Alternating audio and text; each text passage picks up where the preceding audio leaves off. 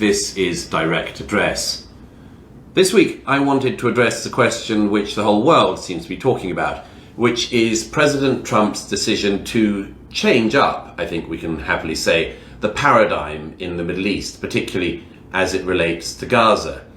Until the last few days, most people didn't have much of an idea of what to do about Gaza post-war, other than to get everyone to rebuild it so that the Palestinians of Gaza could do the same thing all over again. And actually, Donald Trump's suggestion that the people of Gaza should be moved elsewhere seems to me, at any rate, to be a perfectly reasonable attempt to come to a decent solution to this problem, both for the Israelis and indeed for the Palestinians.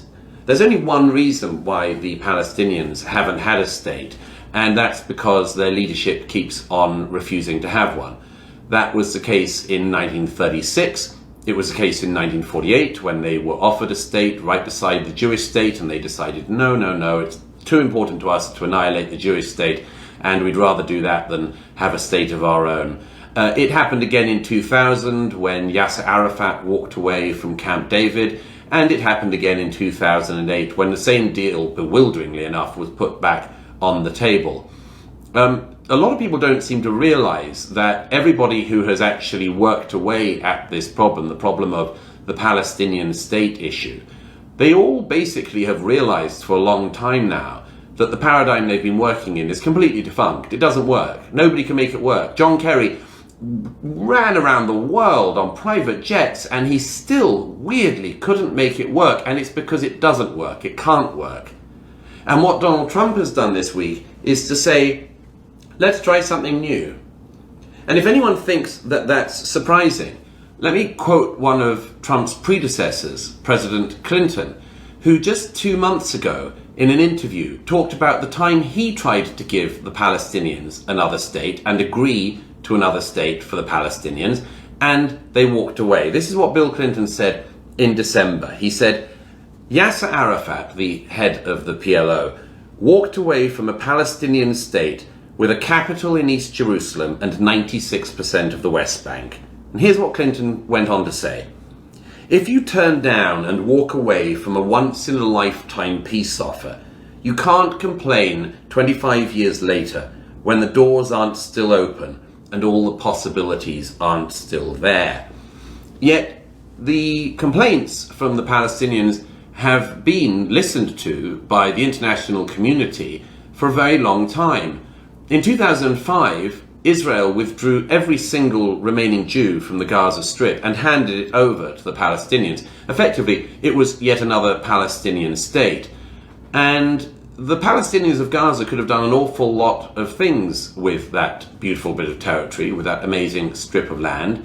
But they decided to vote in a terrorist group, Hamas. And Hamas and Islamic Jihad and other charming jihadist groups decided to spend their time and our money waging war on Israel. And they did that pretty much from the time that the Israelis withdrew. They started firing rockets into their neighbors from the very moment that Israel withdrew, and they started war after war. There have been wars from Gaza in 2008, 2012, 2014, 2021, and of course then on October 7th, 2023, Hamas led an invasion, an attempted annihilationist invasion of the State of Israel. And all these months later, there is something that should be said with some clarity, which is, you lost. You lost. Hamas, you lost. Gazans, you lost. You voted in a terrorist group, and you seem, as far as we can tell, to approve of the motives of that terrorist group and its ambitions. If there are any moderate Gazans out there, this would be a great time to speak up. But from the video footage we see and from the testimony of hostages, not least female hostages who've returned from Gaza back to Israel in the last year, seems that the population of Gaza is quite as radicalized as the people who rule them. So it's not obvious that after starting this war and losing it, the people of Gaza should simply get yet more international funding to do the same thing all over again. That was, until this week, about the only plan on the table. That American taxpayers, European taxpayers, British taxpayers, Irish taxpayers, of course, everyone around the region in the Middle East should pour money into Gaza to give the Gazans another opportunity to make sure they steal money, like all the leadership of Hamas did, who all became billionaires, of course, continue working with their underground tunnel networks, and then launch at some point in the coming years yet another war on Israel. That was about the only plan on the table until this week.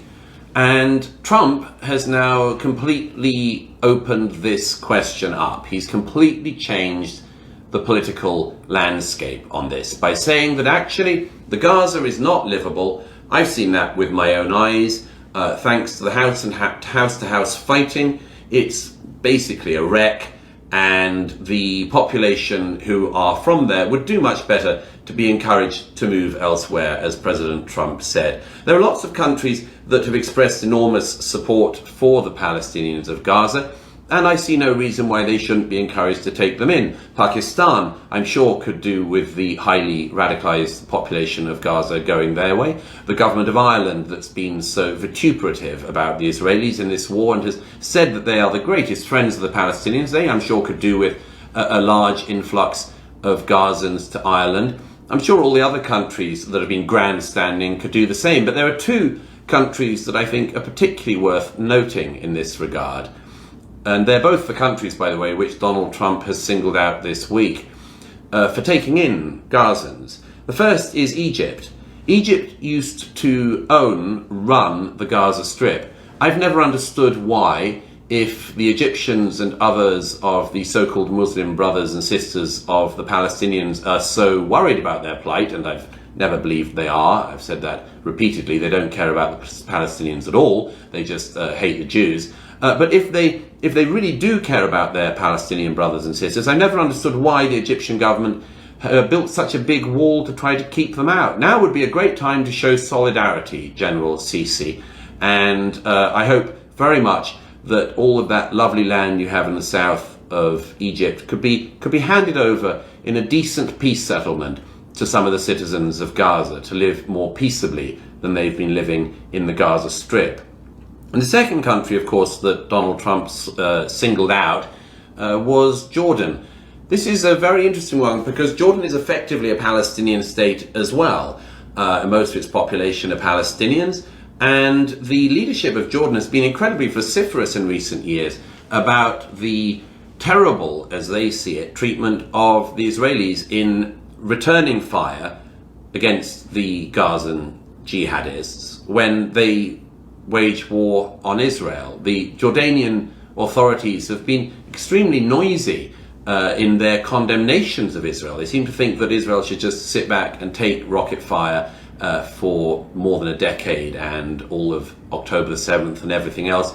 Queen Rania, one of my favourite people in this war, has repeatedly taken to the airwaves to condemn the Israelis and their treatment of the Gazans. Of course, she doesn't have much of a brain. The only thing we can really learn from Queen Rania is how to marry a king. But if she did have a brain, she could have some time ago asked her father-in-law what he did with the Palestinians when they got on his nerves in the 1970s. And she'd have learned that her father-in-law's response, Black September, was to massacre tens of thousands of Palestinians who disagreed with him. So now is a great time for Jordan to step up. If Queen Rania and the other leaders like Erdogan in the region who have been berating Israel for the crime of self-defense, if they really care about the Gazans, now is the time to step up. Ask them into your countries, do the right thing. The world should be watching.